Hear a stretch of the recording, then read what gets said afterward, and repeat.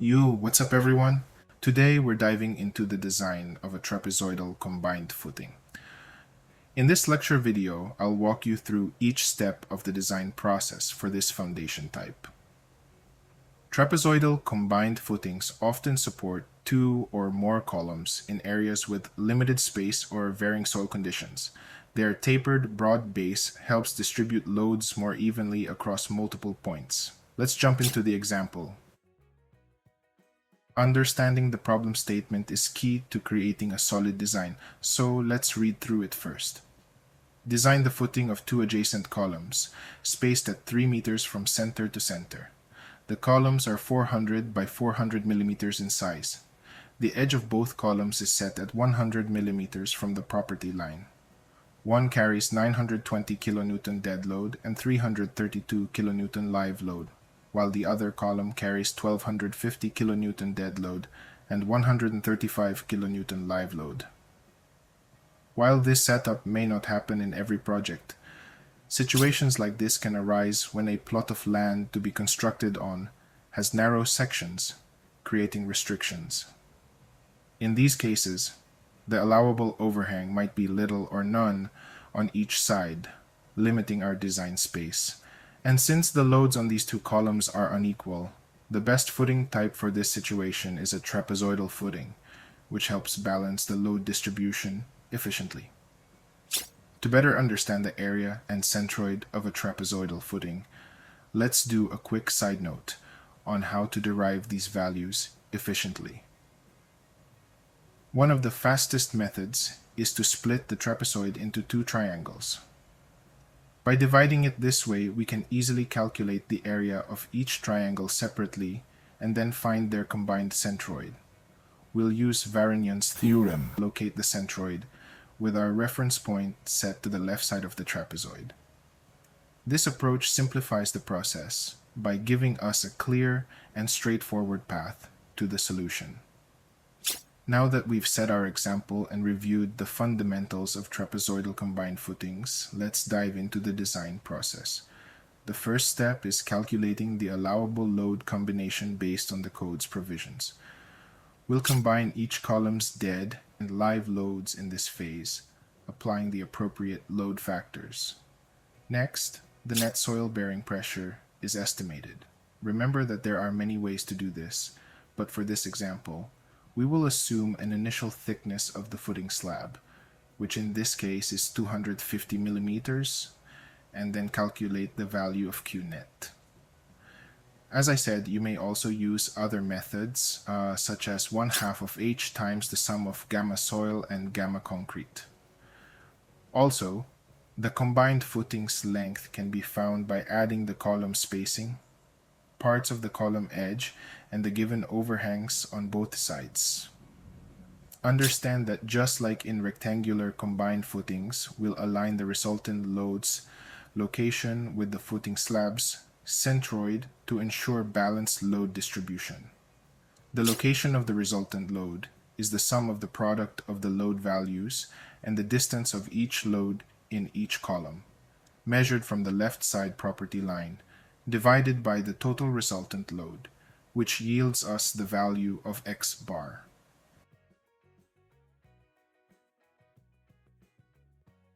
And so, if Q net is said to be uniform underneath the footing, the value can be equated to the total allowable load divided by the area of the footing.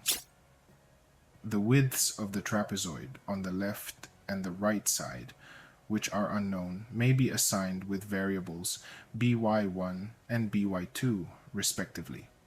The area of the trapezoid can be replaced with the equation of the area in terms of the unknown widths.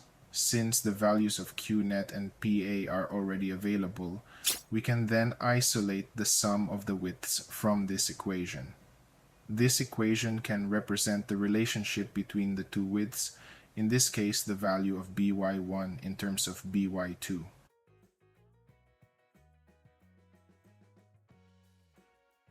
We will then use the derived equation of the centroid of a trapezoid the value of x bar can be replaced by the value of the location of the resultant load and the value of by1 in terms of by2. We are then left with an equation with one unknown variable, by2, so the value can be obtained through simplification or using the calculator's functionality directly. The obtained value of by2 will be used back into the equation of by1 in terms of by2. The values can be rounded up by 100 millimeters, which is appropriate for detailing purposes. We can now fix the initially assumed shape of the trapezoidal footing. Since the estimated dimensions of the footing slab are now available, we can now calculate the estimated thickness of the footing using punching shear capacity. We will be consistent with the method used in estimating Qnet and use an initial DC value of 250 millimeters. Again, there are other methods to do this. Quick side note, when solving for the values of the area and perimeter of the punching zone, one must consider if the punching zone exceeds the portion of the overhang of the footing, most notably for columns near or at the edge of the footing. In this case, the actual area and perimeter must be computed correctly. Now, back into the design, we will expedite the process by assuming that the most critical punching zone occurs at the column with the largest load, but in most cases, it is best to test all columns for punching shear. We will then test if we will modify the calculation process of the punching zone, area, and perimeter by checking if the punching zone exceeds the overhang. However, in this example, the critical zone is still within the overhang so that we can proceed as usual. We compute the estimated ultimate punching shear and then equate this to the punching shear capacity equation to calculate the value of the estimated effective depth, which will then be used to solve the estimated footing thickness that can withstand the punching shear. Like rectangular isolated footings, beam shear can also be a critical factor for combined footings, so it must be considered. Let us construct the shear and moment diagram of the footing so that it can be used further in the design process. There are two ways to do this, as we have learned from example number 1 of rectangular combined footing. The first approach is to maintain the assumption that the pressure underneath the footing remains uniform for ultimate load conditions. We will then convert the pressure into a distributed load along the footing length, as shown in the images on your screen. You should be aware that the resulting distributed load will not be uniform since the footing is not rectangular.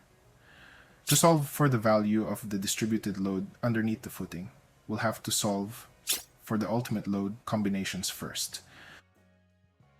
The uniform load QU is equal to the ratio of the ultimate load PU and the area of the footing. This will come from the initial estimation conducted a while back for the values of by1 and by2.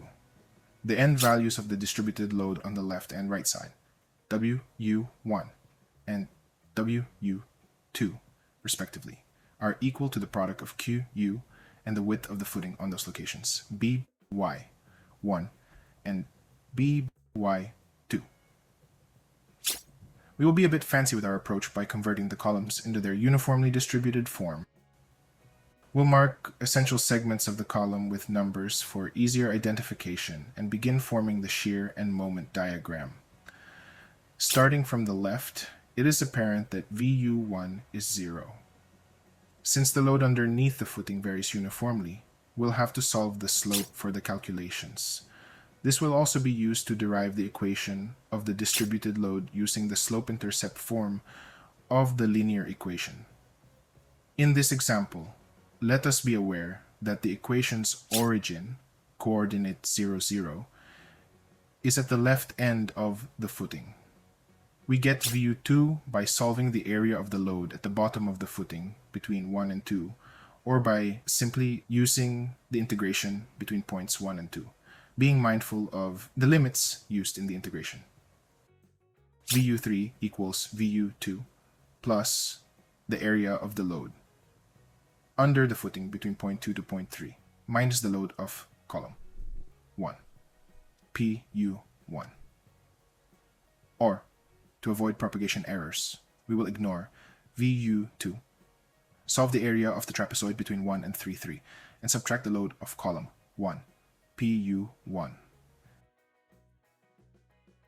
VU4 will also be similar. The area of the trapezoid between 1 to 4 minus the load on column 1. VU5 will be the area of the trapezoid between 1 to 5 minus both the loads on columns 1 and 2. And finally, VU6 should be 0. The moment diagram would be a bit tricky. We'll use the section method to solve for the moment on every important point along the slab. We'll start from the left side, where it is given that MU1 is 0. Next, we will cut a section at point 2 and solve for the internal moment. Using the integration method, we'll set a differential strip along the span between 1 and 2 and identify its distance from the section cut, which will serve as its moment arm. The value of the differential moment is the product of the area of the differential strip, WU times dx, and the moment arm, which is 0.1 minus x. The shear diagram shows a zero shear condition between points 2 and 3. We'll assign its location from the left end of the footing using x1. At x1, VU is equal to the area of the trapezoidal load between point 1 to x1 minus the area of the uniform load due to column 1, that is, between 0.1 to x1 or 0 to x1 minus 0.1. Either way, since the load is uniform, the result will still be the same. We simplify the equation by performing the definite integration manually to yield the given equation.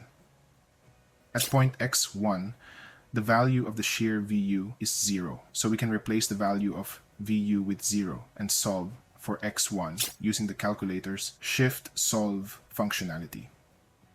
In place of the integration method, you may also use a geometrical approach to solve the desired value of x1. After solving x1, you may verify if the value of VU is indeed 0 at x1, but this step is optional.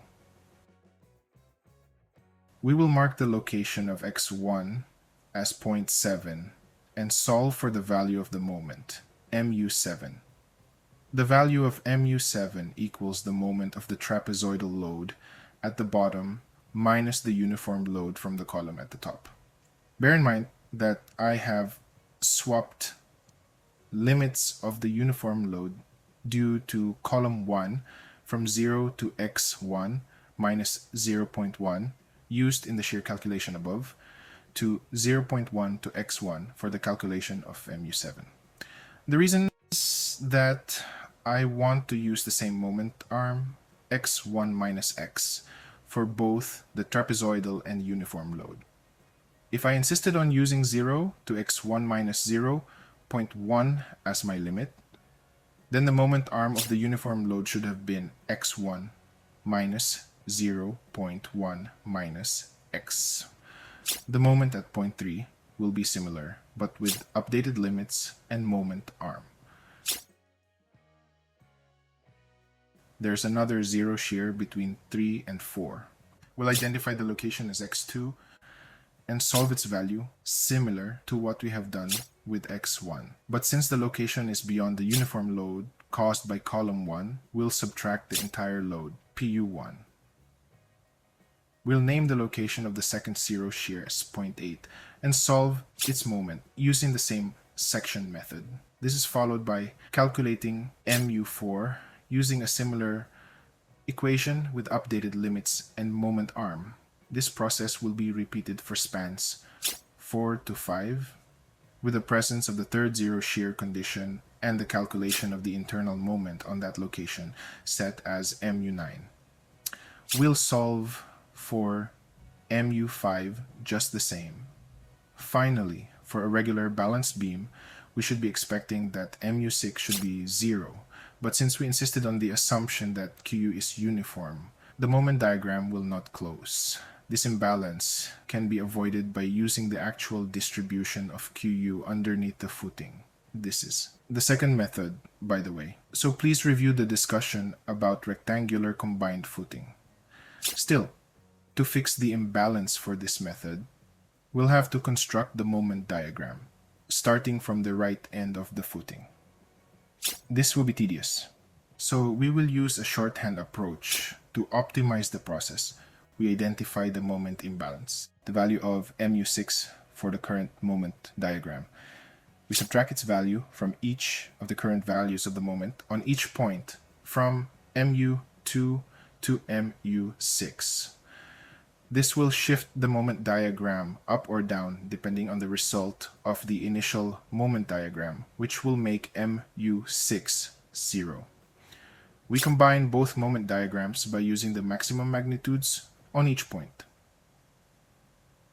Now that we've covered the first method, which as you've seen is the go-to choice in most cases due to its simplicity, let's talk about the second approach. While the first method is straightforward, I'd say it's a bit hacky somehow, as we do not really capture the actual distribution of pressure for the ultimate load condition, and thus the moment diagram does not close.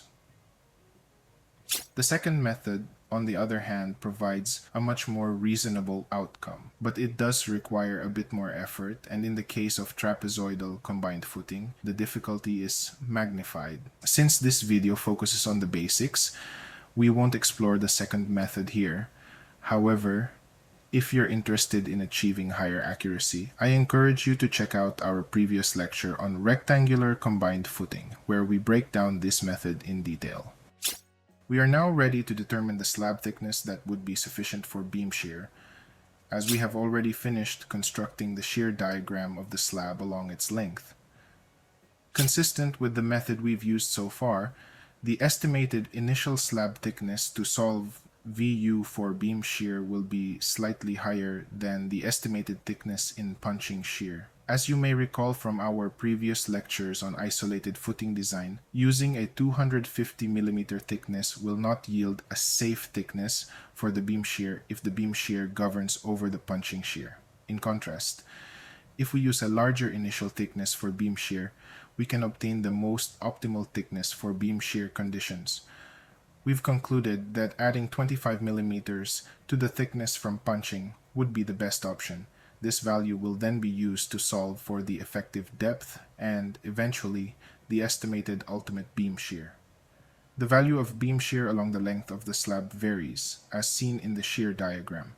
From the shear diagram, we identify the location of critical beam shears. Exclude those that do not exist, like if they exceed the actual length of the slab, and identify the most critical among the remaining sections. We do this by comparing the most adjacent maximum shears, VU3 and VU4. Magnitude-wise, VU3 has a higher value, so it is safe to assume that shear 2 is the most critical. We can now solve for VU at shear 2 using the same integration method we used earlier. We can then equate VU to the beam shear capacity of the slab and solve for the estimated optimum slab thickness for beam shear along its length. Now, let's not overlook the beam shear acting perpendicular to the width of the footing. We'll approach this just as we did with the other shears.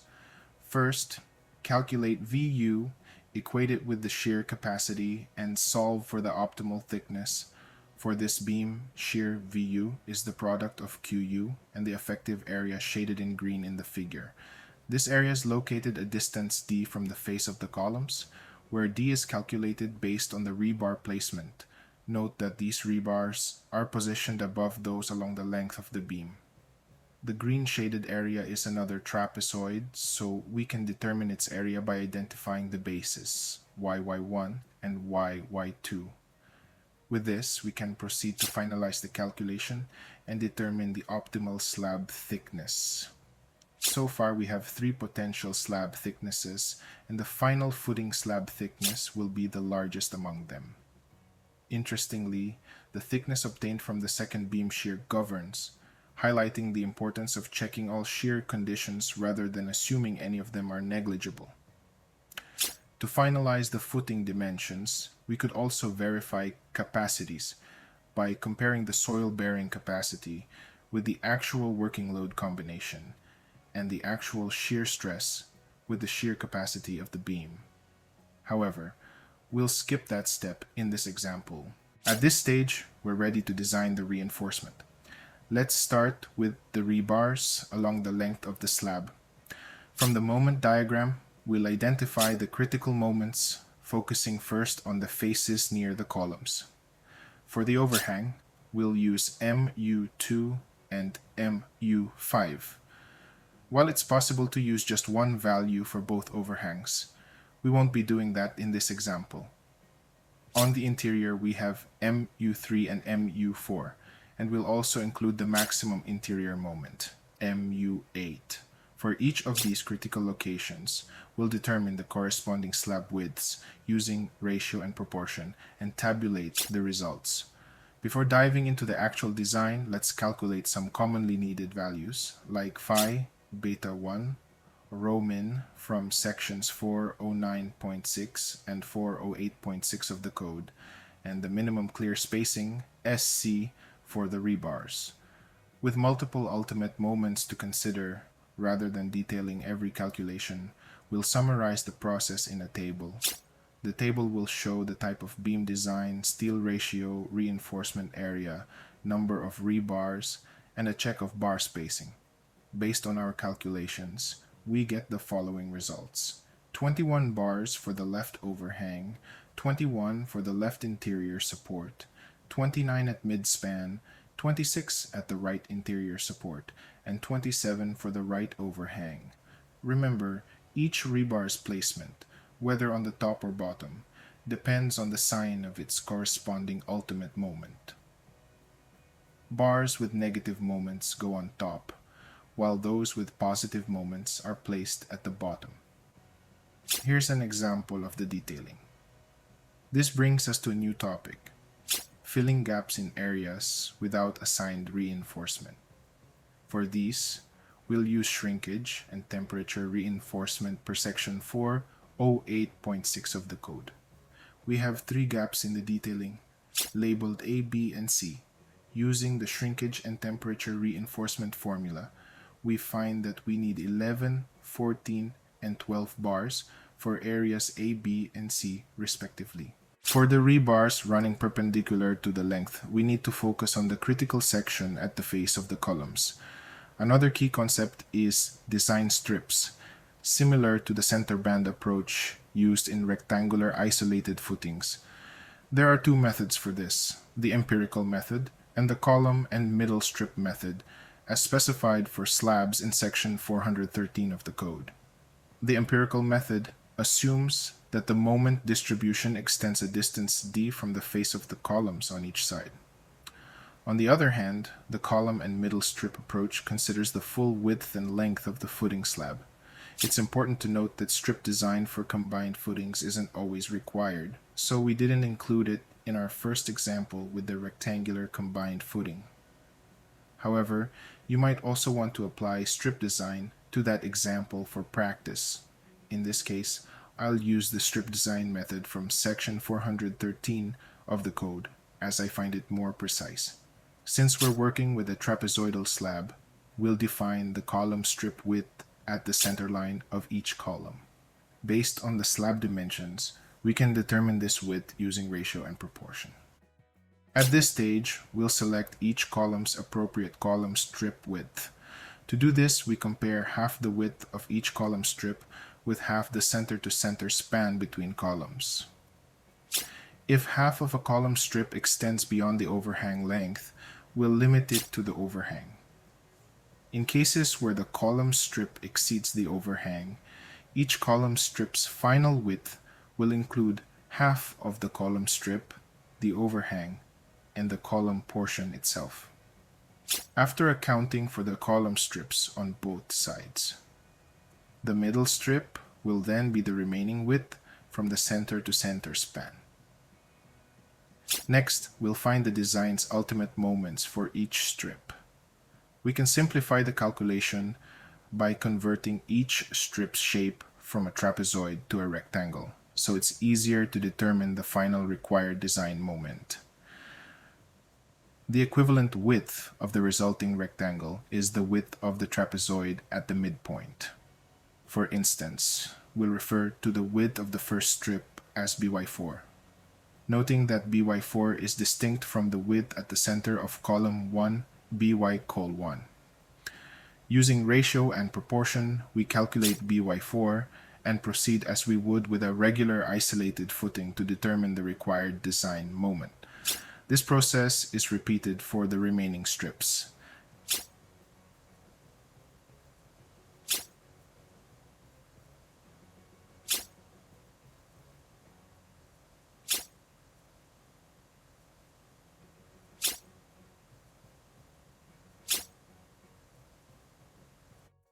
And we then tabulate the design results.